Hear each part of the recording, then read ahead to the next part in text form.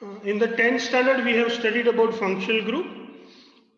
So there are some tests on the basis of which we can identify the various functional groups, and let us study about the various functional groups that we need to study here. Let us start studying the practical about the functional group, my dear students. Let us have a look to uh, the notes given on your screen. Can you see on your screen something? If you look at your Yes, sir. screen, you will Yes, sir. find that there is a write-up Yes, for sir. the practical. So let us Yes, sir. start the practical. The first thing that we need to study is about the aim of the practical. The aim of the practical is to identify the functional group present in the given organic compound. So my dear students, the first thing that we need to study about is the test for unsaturation. Then we need to study about the test for carboxylic acid functional group. Then we need to study about the test for phenolic group functional group. Then we need to study about the test for alcoholic functional group. Then we need to study about the test for carbonyl functional group. Then we need to study about the test of the aldehyde functional group. So this is how we understand the various functional group, my dear students, and we can study it. This particular test that we really need to, that we really need not to study about, that is the repetition, and we are going to cancel it. This is what we need not to study about. So when you write, if I have to send you this same kind of write-up, please don't write this. This is what it is not needed. All the other tests we will study. Then we shall write the chemical equation for the given test. And then we should go for the next test. That is the result. That is what we can write. So this is how we can truly understand about the various tests. So let's move and see the various tests that we need to watch it, my dear students. Let's have a look to the various tests. I'm going to show you all the tests simultaneously. And when you study all the tests simultaneously, I have sent you the write-up. According to that, we shall write all the tests. So let us have a look at the various tests. First, we should study the test for carboxylic acid.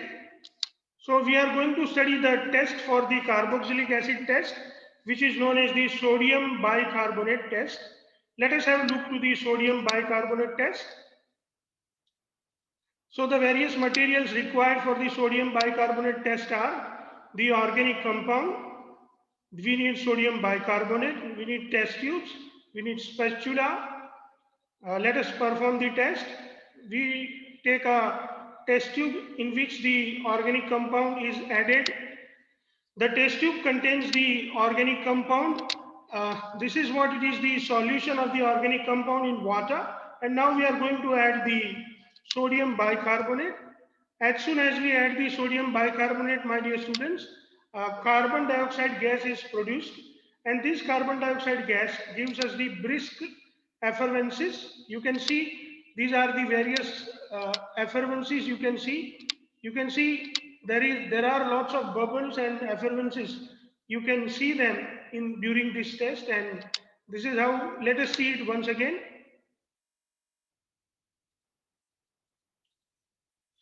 This effervescence, my dear students, confirms the presence of the uh, carboxylic acid test. So let us study how to write it. For writing, my dear students, you can just go for all the tests. So first you do the test for unsaturation, and you find that you dissolve a quantity of salt in a carbon tetrachloride and then add bromine water. So the color of bromine water does not disappear, and as the color of bromine water does not disappear, my dear students, we can confirm that the unsaturation is not present. Then we can go for the sodium hydrogen carbonate test, and we can confirm that the brisk effervescences have been produced, and that is why we can say that carboxylic acid group is present. As the carboxylic acid group is present, all the other tests like the test for phenolic group we won't get the violet or green color and phenolic group is absent. For the taste of alcoholic group, we will not get the effervescence. So alcoholic group is absent. For the taste of carbonyl group, we will not get the orange yellow precipitates and we can say that carbonyl group is absent. And for the taste of the aldehyde group, we will not get the silver mirror, and thus we can say that the silver mirror is or the aldehyde is absent. For the taste what we have studied, you can see that any carboxylic acid when reacts with sodium hydrogen carbonate, it produces carbon dioxide gas, and this carbon dioxide gas is observed as a brisk effervescence. My dear students, carboxylic acids are acids, so they turns blue litmus paper red, and carboxylic acid also give the ester test, which is a when they react with alcohol, they give the ester, and you can get the fruity smell of ester. So we can conclude here as a result that the given organic compound contains carboxylic acid test. Now, my dear students, we are going for the second experiment. The second experiment, we are doing it for the phenolic group. So let us study the test for the phenolic group. For the phenolic group, my dear students, we add neutral FeCl3 solution to the given organic compound. So let us have a look at the test for the phenolic group. This test for the phenolic group is known as the ferric chloride test. Let us understand the ferric chloride test. The various requirements for the ferric chloride test, the materials required are, we need organic compound, we need a neutral ferric chloride FeCl3 solution, we need spatula. Let us perform the test. So we take the organic compound and then we add it to the neutral FeCl3 solution. You can see that in the test tube we have the neutral FeCl3 solution. Now we are going to add the organic compound to it. When we add organic compound to it, you can see that the violet complex is formed. Let us have a look at it once again. Let us study the test once again, my dear students.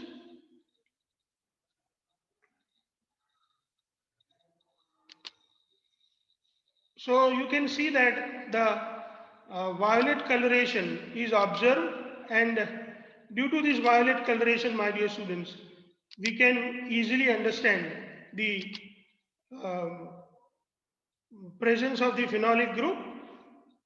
We have an organic compound and then we add no, this is what we missed. But you might have seen the violet coloration, and looking at the violet coloration, we can confirm the presence of the phenolic group, my dear students. So you can see here that when we add a neutral FeCl3 solution in the given organic compound, we get violet or green color, and that is why phenolic group is present. So when we do the test for the alcohol, we do not get the effervescence. So alcoholic group is absent. When we perform the same test for carbonyl group, we do not get orange yellow precipitates, and that is why carbonyl group is absent. You can see here, my dear students, that if the phenol is present, it reacts with FeCl3 to produce a violet complex FeOC6H5 6,3 minus. This violet complex gives us the confirmation of the presence of the phenolic group. So we can say that the given organic compound contains phenolic group present as a functional group. In the next test, my dear students, we are going to perform the test for the alcohol. You can see here in the alcohol reacts with the sodium metal to produce sodium alkoxide, and hydrogen gas is produced. This hydrogen gas produces the bubble or the effervescence of the hydrogen. So here even we have written that add a small piece of sodium metal in the given liquid. An absence of water is very much essential here. We can get the effervescence, and that is why we can say that alcoholic group is present. Let us look at the test, my dear students. Let us have a look at the materials required for this test. We need organic compound, we need calcium sulfate anhydrous, we need metallic sodium, we need various test tubes, we need funnel, we need filter paper, we need spatula, we need, let us perform the test. Let us take the small quantity of the organic compound and then we'll add the calcium sulfate anhydrous into it. Now, what is the reason? Why do we need to add calcium sulfate anhydrous? Because calcium sulfate anhydrous will absorb all the water present inside it, because when we want to add the sodium metal into it, it should be in the absence of water. So we add calcium sulfate to absorb all the moisture or water present into the solution. We'll do the process of filtration. So after filtration, whatever we get, it will be having no water at all. So this is how, my dear students, now we are going to add the sodium metal to the solution. Remember that whenever we add the sodium metal, it must be, the solution must not have any kind of water or moisture in it. You can see that a small piece of sodium metal we are going to add into the solution. So the sodium metal is dried with the help of the filter paper, and this sodium metal is added. You can see that when sodium metal is added to the alcohol, we get sodium alkoxide and hydrogen gas is produced. So as soon as we add the sodium metal to it, the various bubbles of hydrogen gas is produced, and as these various bubbles of hydrogen gas are produced, my dear students, we can understand the presence of the uh, alcoholic group present in it. See, we have added. You can see that the bubbles are produced and we can understand the presence of the hydrogen gas, my dear students. So now let us look at the next practical. So by doing this test, we can confirm that the alcohol reacts with sodium metal to produce hydrogen gas. This hydrogen gas produces the bubbles or effervescences, and this is how we confirm the presence of the alcohol group. So we can say that we have the given organic compound contain alcoholic group ROH present in it. Now the next test, my dear students, we are going to do for the carbonyl functional group. For this test, my dear students, we take an organic compound and it is shook. That means it is shaken with the 2,4-dinitrophenyl hydrogen. So we may get the orange yellow precipitate, and if we get the orange yellow precipitate, we can say that carbonyl group or ketonic group is present. So let us look at the 2,4-dinitrophenyl hydrogen test, my dear students. For this test, the various materials required for this test are the, first we need an organic compound, then we need a rectified spirit, my dear students. Then we need a 2,4-dinitrophenyl hydrogen. So first we shall take the test tube, dropper, and then let us, even we need test tubes and droppers. So in the test tube we have organic compound. In this organic compound we are going to add the rectified spirit. You can see that in the organic compound we have added the rectified spirit. We mixed it well, and then we add the 2,4-dinitrophenyl hydrogen solution. See, as soon as we add the 2,4-dinitrophenyl hydrogen solution, we can see the precipitates form. So this acetone, which contains the carbonyl group or ketonic group, reacts with the 2,4-dinitrophenyl hydrazine, and it produces the acetone 2,4-dinitrophenyl hydrazone.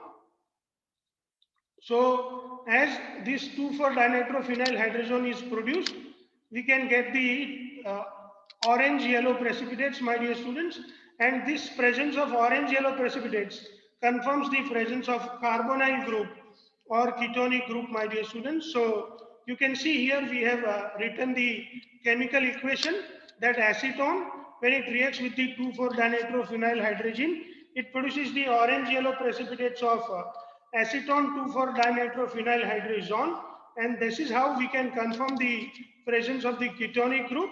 So we can write that the given organic compound contains ketonic group as a functional group. Now, my dear students, we are going to study the last experiment for the aldehyde group, my dear students. So for the test of the aldehyde group, we will mix the given organic compound with the tolerance reagent. So let us have a look to this process where we study, my dear students, the reaction of the organic compound with the tolerance test. So my dear students, now we are going to study about the tolerance test. The various materials required for the tolerance test are, you can see we need first the organic compound, then we need silver nitrate, my dear students. Then we need dilute sodium hydroxide. Instead of sodium hydroxide, we can also use potassium hydroxide. Then we need dilute NH4OH, which is ammonium hydroxide. It is also called ammonia solution. We need various test tubes. We need droppers, we need Bunsen burner and water bath. So let us perform the test, my dear students. So let us perform the test. We take silver nitrate solution and add it to the test tube. Then we add dilute sodium hydroxide or alkali into it, so that we get the black precipitates. You can see these black precipitates are formed. Now, my dear students, we are going to add dilute NH4OH into it. We shall add this dilute NH4OH to such an extent that all the precipitates which were formed should be dissolved in it. So we will keep on adding NH4OH until all the precipitates formed should be dissolved. Now, my dear students, we take the organic compound and we are going to add this organic compound to the solution in which all the black precipitates have been dissolved by addition of the NH4OH. You can see, and then we need to heat it. On heating, my dear students, we will observe that after some time, this aldehyde group reacts with the tolerance reagent. This tolerance reagent is obtained by adding the silver nitrate with the sodium hydroxide or potassium hydroxide and by adding the NH4OH in the excess. This is what it is, the tolerance reagent produced during the reaction. This aldehyde, when it reacts with the tolerance reagent, it produces this silver metal. This silver metal is deposited on the wall of the test tube and we get silver mirror produced on the test tube, my dear students. You can see that here you will see the silver mirror formed. So let us have a look at this silver mirror once again, my dear students. You can easily identify that the silver mirror is formed at the bottom of the test tube. If you cannot see it here, you will see it when we are boiling it. You can see here the silver mirror. Yes. Now you can see this reflecting part. This reflecting part shows us the silver mirror that has been produced during the reaction. Let me show it to you once again. You can see that this part which is reflecting has got the silver mirror or silver metal deposited on it. And this is how we call it either the tolerance test or we also call it as a silver mirror test. So this silver metal get deposited on the surface of the test tube. And this is how, my dear students, we can understand the silver mirror test. So you can see that even we have written the chemical reaction for the silver mirror test or the tolerance reagent, and ultimately by the production of the silver mirror test, we can say that the given organic compound contain aldehyde CHO as a functional group, my dear students. So today we have truly studied the various organic functional group and their test. My dear students, when we write this functional group, we write in the same order. First we write the test for unsaturation, then we write the test for carboxylic acid, then we write the test for the phenolic functional group, then we write the test for the alcoholic functional group, then we write the test for carbonyl functional group, and then we write the test for the aldehyde functional group. Generally, we have today we have studied the various functional group for the conformation of the acid, carboxylic acid functional group. We have studied the functional group for the phenolic functional group. We have studied the functional group for the alcoholic functional group, my dear students. We have studied the functional group for carbonyl functional group, and we have studied the functional group for aldehyde functional group. For aldehyde functional group, my dear students, we have seen the silver mirror test or tolerance test. For the carbonyl functional group, we have seen the 2,4-dinitrophenyl hydrogen test. For alcoholic group, we have seen the sodium metal test. For the phenolic group, my dear students, we have seen the neutral FeCl3 test. And for the carboxylic acid, my dear students, we have seen the sodium hydrogen carbonate test. So this is how, my dear students, we can see the various functional group test, and we can understand about the determination or the identification of the functional group, my dear students, easily. Now, my dear students, here we have studied the various functional group. You can see me. You can see on the video. You can see me now. If you have anything to ask about this, you can ask me your doubts. Is there anything which you could not understand and you want to ask me? अगर आपको कुछ समझ में नहीं आ रहा है तो आप लोग मुझे कुछ पूछ सकते हैं. क्या आप लोग कुछ पूछना चाहेंगे? No, sir. No, sir. Okay, nobody wants to ask me anything. Okay, No, then, my sir. dear students, No, sir. here you can